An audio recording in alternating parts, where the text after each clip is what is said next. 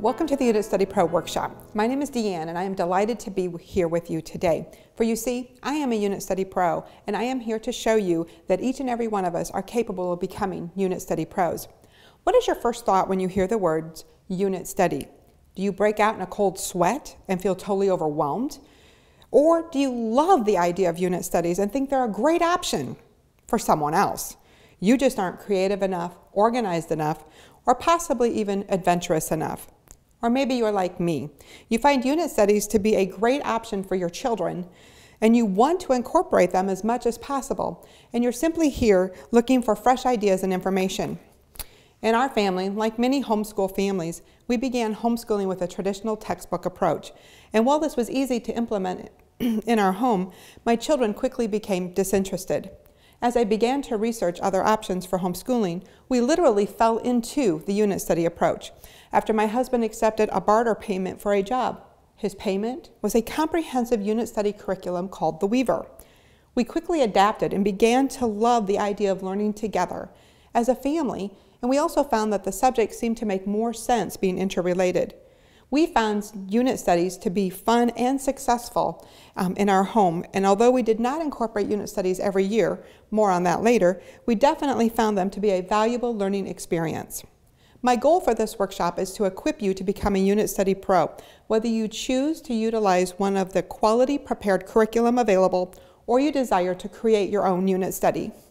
On the Rainbow website, you will find our Unit Study Workshop handout. If you're able to open it or print it off before we begin, I think you will find it beneficial. But let's begin with a brief definition of a unit study. A unit study is a thematic or topical approach to study as opposed to the traditional individual subject approach. In other words, rather than teaching each subject separately, a unit study integrates many or nearly all subject areas into a unified study, usually centered around a particular subject or event. What are the benefits of a unit study approach? There is an ancient Chinese proverb that says, "Tell me and I forget, show me and I remember, involve me and I understand." While many of us may recognize this instinctively, turn-of-the-century educationist Edgar Dale illustrated it with research when he developed his cone of learning, which basically infers that after 2 weeks we remember only 10% of what we read, but 90% of what we do. If you can take a look at this cone graphic that was developed based on his research, you will see that we remember 10% of what we read, 20% of what we hear, 30% of what we see, 50% of what we both hear and see, 70% of what we say or share with others, and 90% of what we both say and do. Other research has shown that we learn 80% of what we personally experience and 95% of what we ourselves teach, which is perfect for our older children using the unit study approach because frequently they'll be called upon to explain concepts to their younger siblings. The beautiful thing about unit studies is that we're able to incorporate each of these learning opportunities in our children's education, allowing our children to retain more of what we're trying to teach them. Another benefit to the unit study approach is it provides a solid platform of organizing your homeschool by allowing children of multiple ages to learn together. Unit studies allow families to study the same topics, do activities together, while challenging children at their own level. You will also find a benefit in family dynamics, as the unit study approach with their activities will help your children develop closer relationships. So what are the characteristics of a Unit Study Pro? As I mentioned before, each of us are capable of becoming a Unit Study Pro, and the secret is found in 3 simple steps. Pick your topic, research your topic, and organize your topic. But before we work together to create a unit study, using the 3 PRO steps, let's define the different types of unit studies. First is the all-inclusive or complete unit study. All-inclusive curriculum incorporates most academic areas into the theme or topic being studied. Although they're considered complete, they do not include phonics and math curriculum, although they may include practical math activities or possibly even recommend a curriculum. Most all-inclusive or complete unit study curriculum are 1 year in length. Literature-based unit studies are those that focus on reading a specific book or series of books, while studying the core subjects of language arts, science, history, and geography as it appears in the selected literature. Time varies for the literature-based unit studies, and they may last anywhere from 1 month to 1 year. Some literature-based unit studies may also be considered all-inclusive. Subject or topic-based unit studies are the miscellaneous ideas that you come up with that can create a foundation of a unit study. They can last anywhere from 1 week to 1 month, but possibly maybe longer. Within this category would be the history-based unit studies, and those are unit studies that center all other subjects around a historical event or timeline. They may or may not be chronological in nature, and typically are not complete enough to be considered a complete or all-inclusive curriculum. Other topics that you can form a unit study on would be a science subject, a current event or a historical event, or even possibly music and art. Frequently, these type of miscellaneous unit studies are not year-long studies, but rather short-term, lasting 1 week to 1 month. With this approach, you may find that you need to add more core curriculum than with other types of unit studies. But now that you're familiar with the different styles of unit studies, let's focus on becoming a Unit Study Pro. Who is a Unit Study Pro? Why, you are, of course. Becoming a pro at Unit Study really centers on 3 simple steps. If you are able to print the handout at the beginning of our workshop, turn to the first page of it. There on the bottom left-hand side, you will see our PRO acronym. The first step in becoming a Unit Study Pro is P. Pick your topic. There are several things to bring into consideration as you look at picking your topic, including the ages of your children. You want to make sure the unit study you select is age appropriate. You'll also want to ensure that as you create your unit study or select your unit study, you want to pick one that is going to teach to your oldest child. Younger children are going to be able to come alongside the oldest child and learn while the oldest is being challenged in their own learning. But also there will be opportunities for your oldest child to take what they're learning and explain it to their younger siblings, which would enhance their own learning. When you pick your topic, another consideration is going to be the interest of children and mom. We all recognize in our homes that if our children are interested in a topic and want to learn about it, they're going to be more engaged in the learning process. This is also true for moms.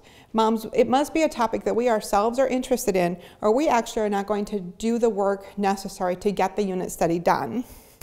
Another consideration as you pick your topic is going to be family dynamics.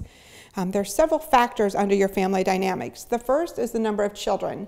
Unit studies typically are designed for group learning and group activities. Although it's very possible to do a unit study with 1 child, you may find that mom or dad may need to be more involved in that group learning. Health issues will also have an impact on your unit study. The health of children and the health of mom. In our experiences, when we were doing the Weaver curriculum, my daughter actually broke her right arm, which for a season we did try to continue on doing that unit study, but found that it was definitely too labor intensive for mom to not only work with a younger sibling, but also do the projects that my daughter should have been doing, but was unable to with her broken arm. In that case, we actually put that unit study on hold for a season and came back to it. But another consideration is the health of mom. Because unit studies do involve the direct role of mom in doing the activities and organizing and coordinating and overseeing the activities that your children do, if mom has health issues, you may have to rethink how you're going to do unit studies in your home. For my family, again, there's been health issues in myself for several years off and on, and we found that the literature-based unit studies tended to work well in our home during that season because they were things that you could continue with the core of the learning, reading the books either on the couch or even on bed rest at one point. Other family dynamic considerations would be anticipated life changes like moving or the birth of a child. If either of those are in your near future, rather than embarking on a lengthy 1-year unit study, you may want to look at a short-term 1 week to 1 month study. And financial considerations also fall under this family dynamics. You will typically find that mom-created unit studies using the library, the internet, and things you have around the home are going to be fairly inexpensive to do, but they're also going to take a great deal more of mom time. Whereas if you buy a prepackaged, prepared unit study curriculum, there's going to be less preparation and less time needed from mom to make it happen, but it's also going to have more cost involved. And finally, the last consideration under pick your topic is the available time. While unit studies do require mom time to plan and prepare, that time is generally made up with the lessons being done with all your children at once. You will typically find that with unit studies, it takes less time in your day to do a unit study with 5 children as compared to teaching 5 children 5 different subjects at 5 different grade levels. The next step for becoming a Unit Study Pro is R, research your topic. This is where you actually take the topic that you've chosen for your family and you find out what's available for doing this unit study. The internet, I think, is probably for most of us our #1 go-to place for information. And while there's nothing wrong with that, there's a couple of things I just want to mention as a caution. The first is parental supervision. Oftentimes when we're researching a topic, we'll involve our older children and teenagers in the research. As a parent, you need to be aware of the websites they're visiting. You may want to install some software on their computer that would help to monitor any websites they may go to. The second thing is Wikipedia. While Wikipedia can be a good springboard for finding more information by following their links, Wikipedia is something that's considered open and able to be changed and edited by pretty much anybody. So the information on Wikipedia may or may not be reliable. Other places that you can do research would be your library or taking advantage of interlibrary loans. If you're like most homeschool moms, your own bookshelves is another place you can look. Most of us, I think, have ample learning materials on our own shelves. During your research, you're also going to want to look for some local opportunities for field trips that will tie into your unit studies. For us in our area, we have zoos, we have a wildlife prairie park, we have an Abraham Lincoln Museum, we have a river paddle wheel boat. We have several things that are within this area that can be tied into a unit study. And then finally, under your research, you're going to want to have some people resources as well. Talk to your homeschooling friends, talk to people at church. Your local librarian even is a possibility of someone you can speak with. The goal here is to try to get your children connected with someone in your community who has firsthand or personal experience with the topic that they're studying, as this will give them some new insights into the topic. And finally, O, organize your topic. This is the third step in becoming a Unit Study Pro. This is where you take all your research and all the great ideas that you've had and you organize them. You select the books, the videos, and the websites that you want to use. You determine which activities are going to be incorporated. You schedule those field trips because the reality is if they're not scheduled, they frequently don't happen. Finally, under Organize Your Topic, you're going to want to contact the knowledgeable people in your community and set an appointment up for your children to go in, meet with them, ask them questions, and even interview them about their experiences. Okay, but are you ready? After we've kind of gone through the steps here of becoming a Unit Study Pro, let's practice. Let's develop a unit study together. On your handout on page 3, you will find our brainstorming page, and on page 4, our planning page. You're welcome to reproduce these for your own personal use. Let's get started and let's plan a topical unit study. I chose the Titanic for this demonstration simply because it is a unit study that I created for my son when he was 7. At that age, he became fascinated with the Titanic. My original plan and intent was for a 1-month study. However, my son became so engaged and really enthralled about learning about the Titanic that our study lasted 2 years. The beauty of a unit study. To be honest, we only formally studied the Titanic for approximately 6 months, and the rest of it was more of a casual approach that we would work on once a week. Interestingly, as I began to pull together his notebooks for a refresher for walking through the steps of planning a unit study, my son commented to me, "Mom, is it weird that I loved the Titanic when I was a child and I'm planning on joining the Navy when I graduate this year?" Definitely a moment of mom pause there. But anyway, turn to page 3 of your brainstorming page there. As you can see in the topics section, we have the Titanic. Under websites, we'll start here on the left-hand side under websites. I'm going to go ahead and just give you a few websites that we found that were beneficial to save time. Titanic1.org is a website dedicated to everything Titanic. There's an interactive linked timeline at titanic.com. History.com also has some excellent interactive websites on the Titanic. There's an online Titanic museum, and there's an entire encyclopedia dedicated to everything Titanic. Some activities that you can do. Before we get started, and I kind of run through quickly some of the activities that we did as a family related to the Titanic, take a minute and see if you can brainstorm some activities here. If you come up with any activities that I don't have on our list, I'd love for you to shoot me an email when we're finished with this workshop and let me know what they were, because then I can add them to my activities list as well. But some activities you can do related to the Titanic are do some mapping activities on the route of the Titanic. You can study the parts of a ship and have your children draw and diagram the ship. You can study ship speed, study icebergs and glaciers. You can study Morse code, which is the main communication on ships at the time. You can create a timeline. You can study the culture and styles of clothes of 1912. And of course, there's a variety of water experiments that you can do. You can study hypothermia, and you can even have some copy work based on quotes from the books they read or even Bible verses. Videos is our next area to kind of plan or brainstorm some ideas from. Netflix and the library are both excellent resources for movies. For our family, we did not watch the newer Titanic movie that's available simply because my children were so young. And of course, now that they're adults, we still have not watched the full new Titanic movie. My son has sat and watched the ending where the ship sinks because he finds that, of course, the most fascinating part. But there is a 1953 version of the movie Titanic with Barbara Stanwyck and Robert Wagner that we viewed that is pretty interesting. A Night to Remember is another older movie that is dedicated to the last evening of the Titanic. History Channel has some excellent documentaries on the Titanic. And National Geographic as well has some excellent documentaries on the Titanic, including videos where they find the shipwreck and some recovery of the artifacts. Field trips. Field trips related to the Titanic may be a little more challenging to line up. For my family, because my son was so engrossed in the study, we took a 9-hour road trip to the Children's Museum in Cleveland, Ohio for their Titanic exhibit. At that Titanic exhibit was also an OmniMax theater presentation of Titanica, which gave you the feeling of experiencing what it was like to be on the ship. If you live near the ocean, you can actually take your children to the ocean when the weather's cooler and the water temperature is colder. Have them wade in the water to kind of get a feel for what the cold ocean water would have felt like.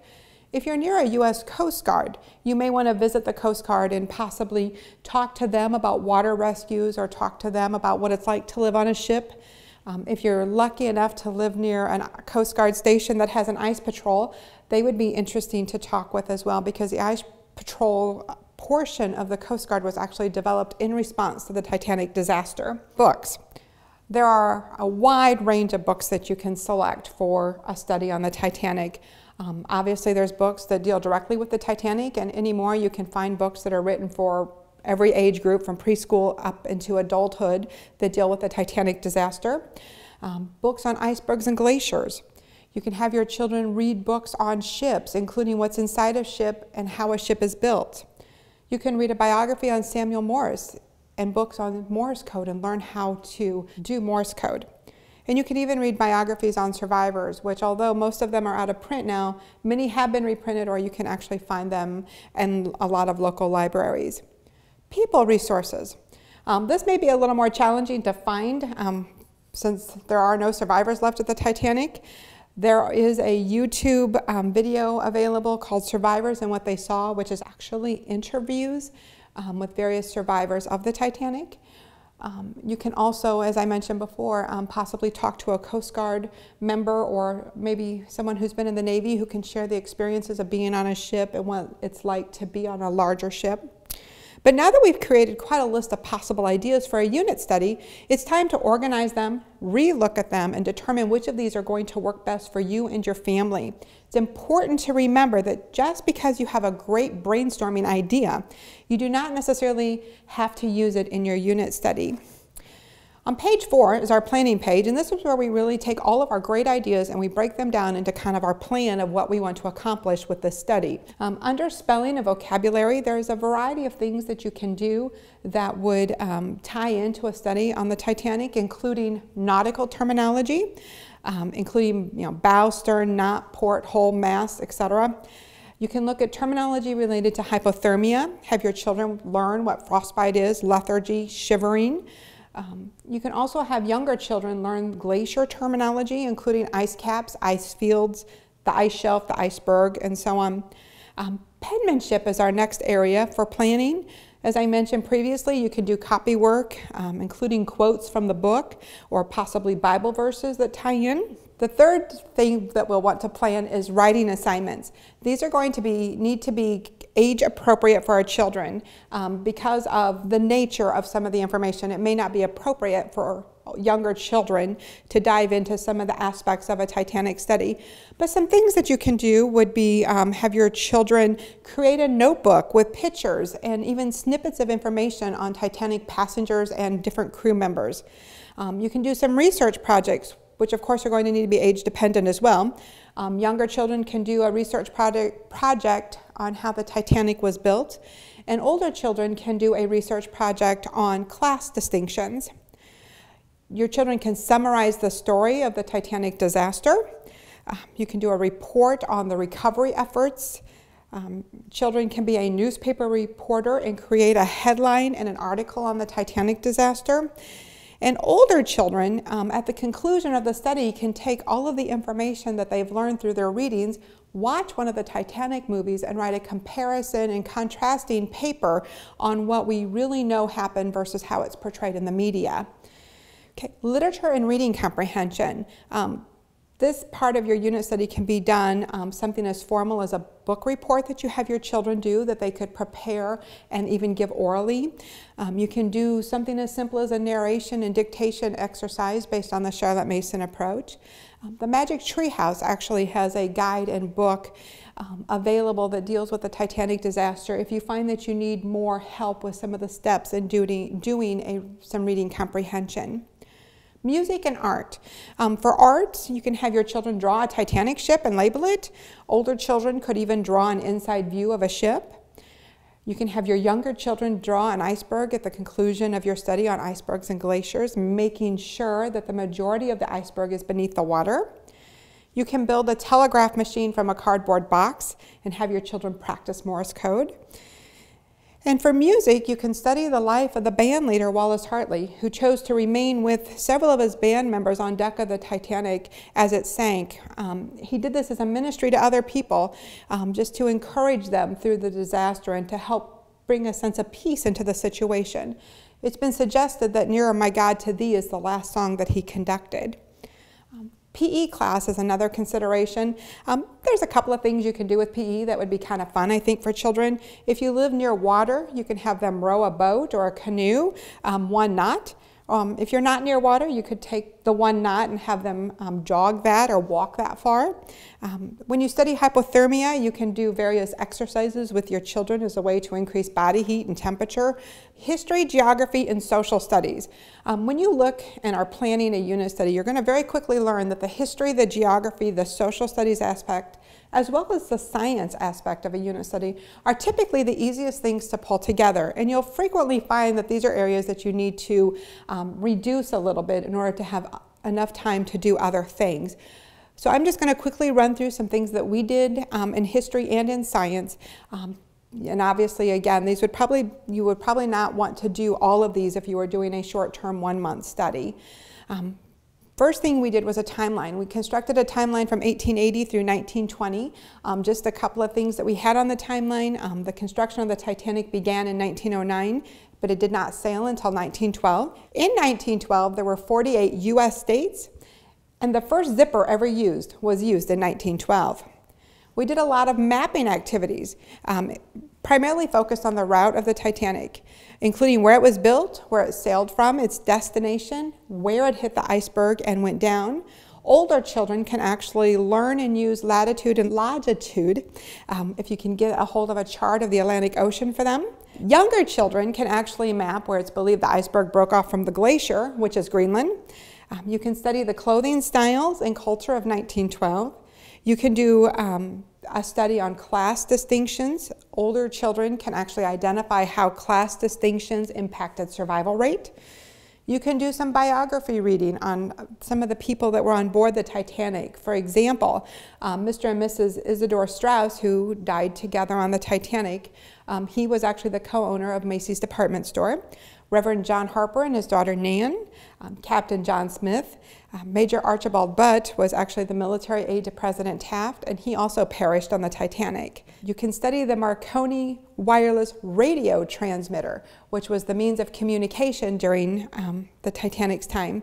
You can have your children learn Morse code. It's typically thought that SOS stands for Save Our Ship, but in actuality it really doesn't stand for anything. SOS is commonly used as a distress call because it's easy to tap out using Morse code because it's 3 short, 3 long, and 3 short taps. The distress call is actually CQD, which stands for Come Quick Distress, but it's very laborious for typing out when you're in a crisis situation.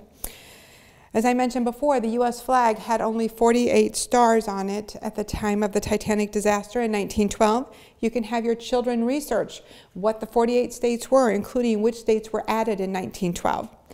And older children can do a research project into the United States and the British investigations into the Titanic disaster, including what recommendations came out of those investigations.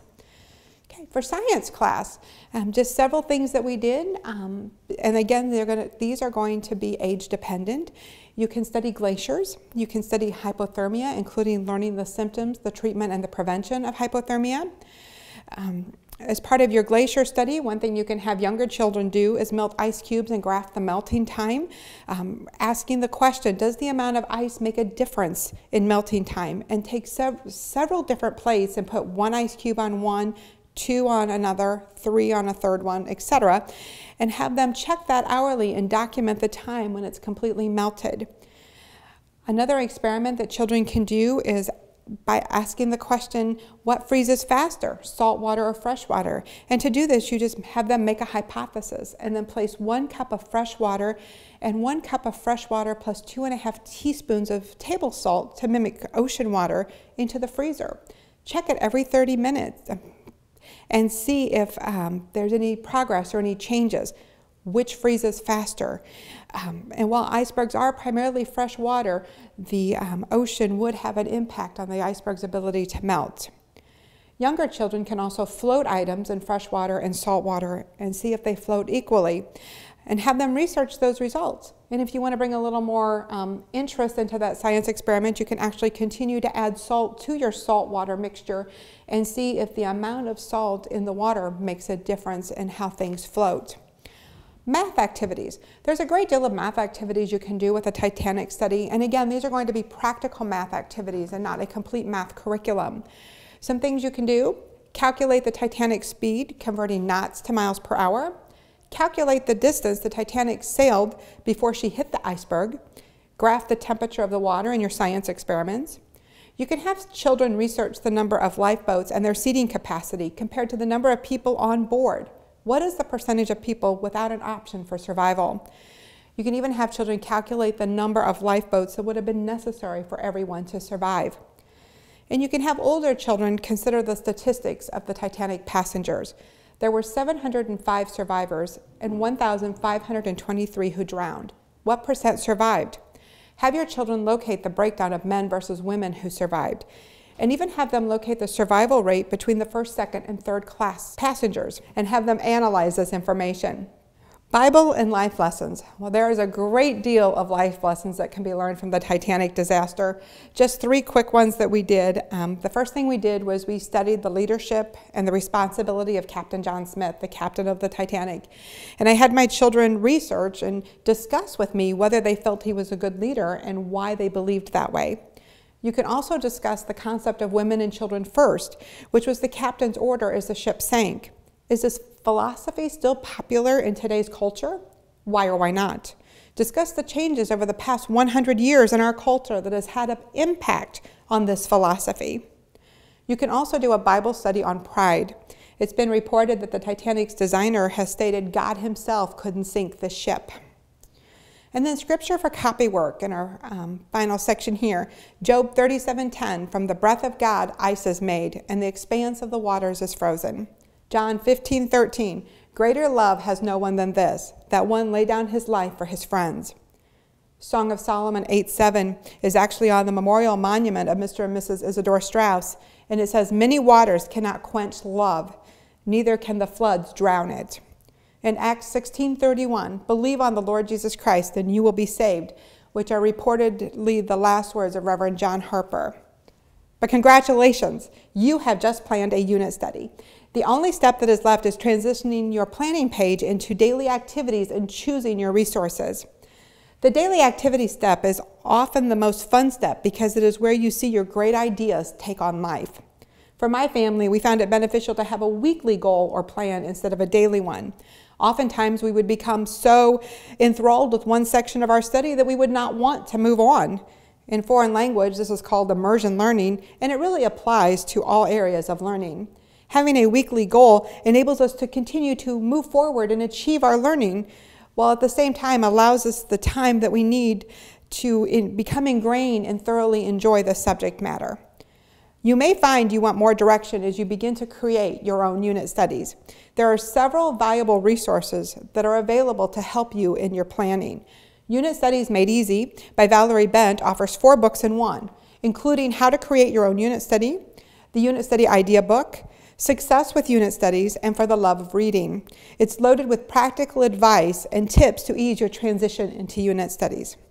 The Joy of Discovery is a guided system for creating unit studies based on the I3 approach: individual, inquiry, and instruction. Booster Shot. Energize Your Homeschool with Unit Studies is the newest offering from unit study expert Kim Wright. In this book, she covers the nuts and bolts of unit studies, how to create a plan, and strategies to energize your unit study. She also has a great unit study question and answer section in the back where common unit study questions are answered by 3 different homeschooling moms. Study Starters is a CD-ROM for your computer that has introductory information on planning a unit study and printable PDF forms for you to use for creating the framework for your own unit study.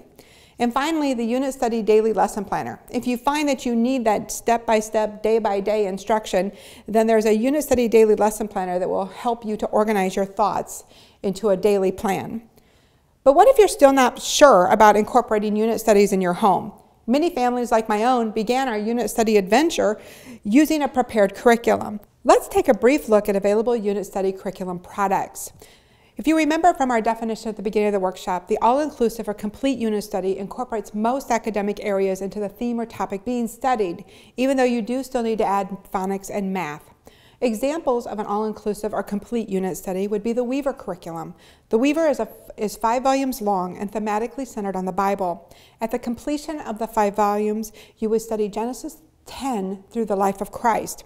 Each volume is expected to take approximately 1 year. Konos. Konos is typically considered the granddaddy of all unit studies as it's been around for so long. The original Konos was 3 volumes in length, and each volume was expected to take 1 to 2 years to complete. It has since been subdivided into smaller sections, however, for those who would like to try the Konos approach without investing in the full curriculum.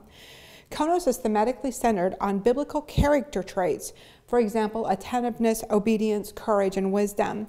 It also contains extensive amount of hands-on activities. Trail Guide to Learning is a U.S. history and geography-centered comprehensive unit study.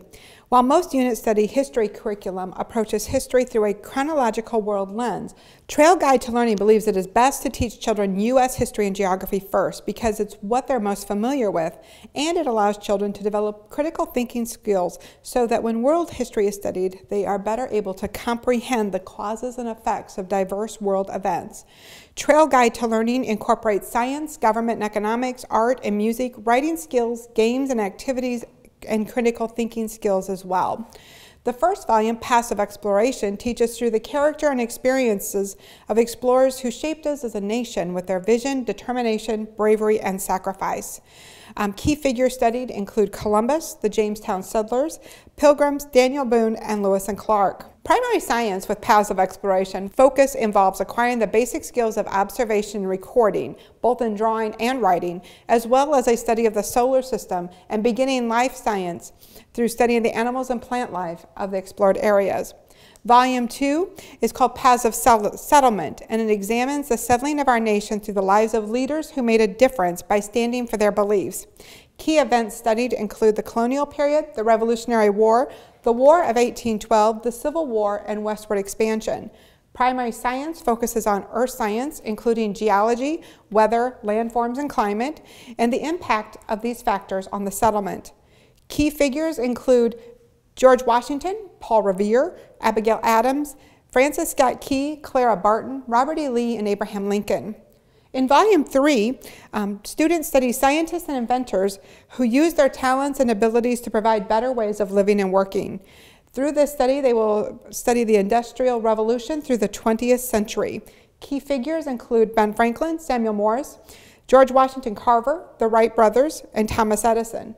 Science at this level focuses on the scientific process, physical science, and human anatomy. Another all-inclusive or complete unit study is Learning Adventures. Learning Adventures is organized around a chronological history study that employs quality, age-appropriate literature, and a plethora of real books. Learning Adventures also incorporates a biblical and Christian worldview along with a Bible and character study. There's also a great deal of in-depth inquiry into a wide breadth of science topics and a lot of hands-on activities. Unlike many available unit studies, the focus here is on literature and writing skills, so a supplement is only necessary for math. Literature-based unit studies are those unit studies that focus on reading a specific book or series of books while studying core subjects such as language arts, science, history, geography, as it appears in the selected literature. Many literature-based unit studies may also be considered complete or all-inclusive. Examples of literature-based unit studies would include 5 in a row, beyond 5 in a row, and before 5 in a row. This is a literature-based unit study curriculum guide that covers social studies and character, language arts, math, science, and art. The literature selections contain positive moral values reflecting biblical values, although there is no Bible content. You can use it as a standalone curriculum for preschool or supplement with phonics and math for older children. Curriculum is called 5 in a row simply because you spend 5 days in a row reading the same quality children's book, which gives you your basic theme for each of the subjects studied. The author provides all of the reference material you'll need in the volumes as background for your studies. There's a wide variety of hands-on activities and projects in these books. Before 5 in a row is written for children ages 2 to 4. 5 in a row, volume 1 through 3 is written for children pre-K to 3rd grade. 5 in a row, volume 4 is specifically designed for 7 and 8-year-olds and actually contains biblical content, although the others do not. And Beyond 5 in a row is written for the 3rd through 7th grade student. With Beyond 5 in a row, rather than reading 1 book per day, children read 4 chapter books in 1 year. The Prairie Primer, which is based on the Little House series by Laura Ingalls Wilder. The Prairie Primer contains 9 units, each corresponding to a Little House book. Each of the unit will cover virtually all subject areas, including history and geography as it relates to the Little House books, science, health, nutrition, practical skills, literature, writing, geography, Bible and character building, as well as crafts and other projects. There's a weekly planning guide which highlights the resources and materials that need to be gathered before you start the study and also to help you direct the focus of the study. With the Prairie Primer, the author recommends that you use Ray's Arithmetic as your math course while you do the study, as it helps children to become immersed in the culture of the 1800s. Further up and further in is another literature-based unit study that is centered on the C.S. Lewis books, The Chronicles of Narnia. It's written for grades 4 through 8, but is easily adapted for other ages. It contains 7 units, 1 for each of the Narnia books, and covers Bible, history, science, geography, social studies, health, English, art, and music. Where the Brook and River Meet is brought to us by the same author as the Prairie Primer, Marjorie Gray, and it's a literature-based unit study based upon the classic book Anne of Green Gables.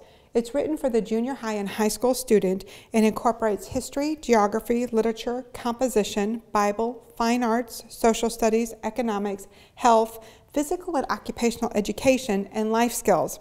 The author also recommends a 1-year Latin course in keeping with the spirit of the Victorian era. For high school students, you would want to add an age-appropriate math course as well as a lab science in order to meet their high school requirements. Portraits of American Girlhood is a literature-based unit study that is based upon the American Girl books. It is ranged in chronological order of their time periods, beginning with Felicity and ending with Molly. Each unit is designed to take approximately 6 weeks to complete, and this unit study actually incorporates social studies and history, diverse science topics, biographies of famous people, U.S. geography through history, supplemental math activities, and character education. Language arts is also covered in detail and includes dictionary skills, literature, grammar, and usage, general writing skills, creative writing, and journalism. With this study also, you would only need to add a math course. Creating curriculum using children's picture books.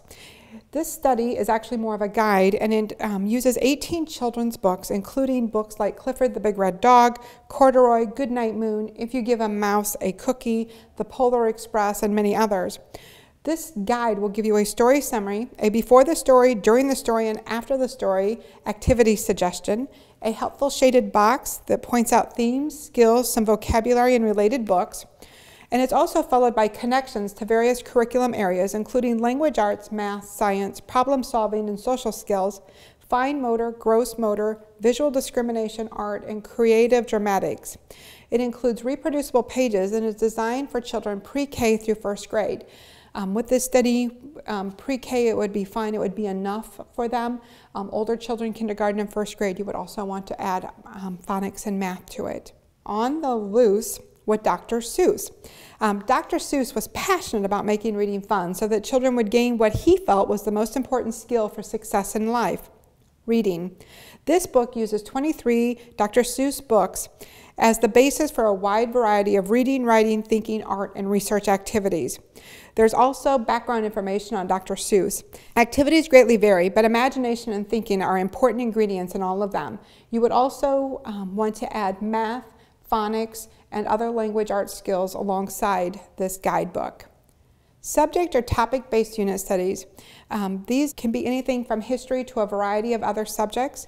Prepared history-based unit study curriculum include History Revealed by Diana Waring and revised by Answers in Genesis. This is a chronological study of history beginning in Genesis and ending in 1955. Designed as a multi-learning style program, all of the activities and projects during each of these weeks utilize one of 4 different learning styles, making this curriculum easy to use with anyone who wants to study history from a biblical perspective. This is accomplished through diverse activities, audio CDs, research projects, and reading assignments. It is for grades 3 through 12.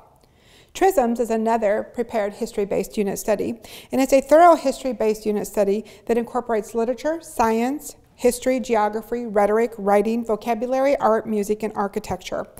Periods of history are chronologically studied as well as presented from a religiously neutral position. One aspect setting TRISMS apart from other history curricula is their writing assignments correspond to Institute for Excellence in Writing's teaching, writing, structure, and style. It is for grades 5 through 12.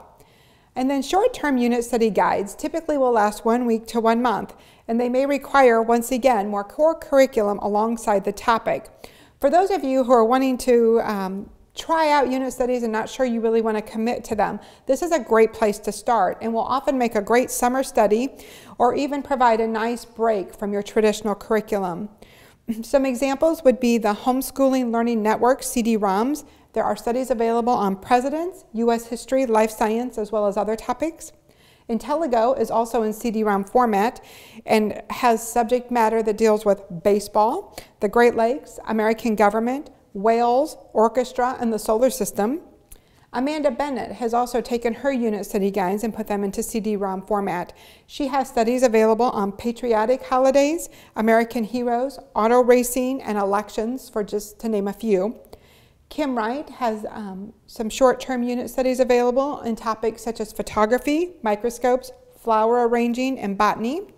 Hopefully I have shared some resources today that will inspire your own unit study adventure.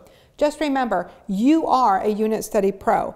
Pick your topic, research your topic, and organize all of your great ideas. It really is that simple. Thank you for joining me today. It is my hope that you have a greater understanding of the unit study approach and feel confident in stepping out in your role as a Unit Study Pro. If you have any questions about unit study or other homeschool curriculum, I would be delighted to talk or email or even live chat with you. I can be reached at consultants@rainbowresource.com or 888-841-3456. Thank you.